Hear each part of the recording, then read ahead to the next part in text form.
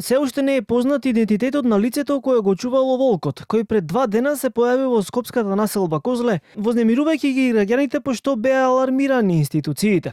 Според информациите кои ги соопшти од скопската зоолошка, младото животно не било чипирано, но прегледите укажале дека било неухрането и недоволно развиено за својата возраст. Од Сдруженијето за заштита на животните Анима Мунди пак се изненадени како волкот завршил во зоолошка, затоа што според Сдруженијето, зоолошката не смеела да прима животни кои не биле родени во заробеништво. Се зачудив искрено како зоолошка го прими ова животно, бидејќи зоолошка во сите обиди до сега кои што сме ги имале не смее да прима животни што не се родени во заробеништво, кои што не им е познато потеклото.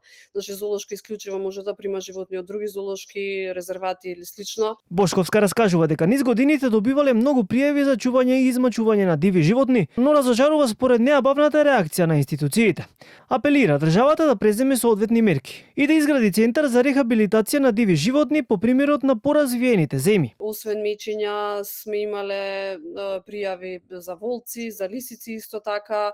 Сега тука и се постапува и не се постапува. Случаевите кога и се постапува, некогаш животното магично го снемува. Сметам дека државата треба да седне да размисли да отвори таков центар, да обучи кадар, бидејќи сега моментално ние немаме ни ветеринари кои што се обучени да работат со диви животни. И конечно да имаме некое место каде што овие животни може да се згрижат. И во минатото во земјата имаше слични случаи на чување на диви животни, откако луѓе се сликаа со младенчиња од лав и фотографиите ги објавуваа на социјалните мрежи.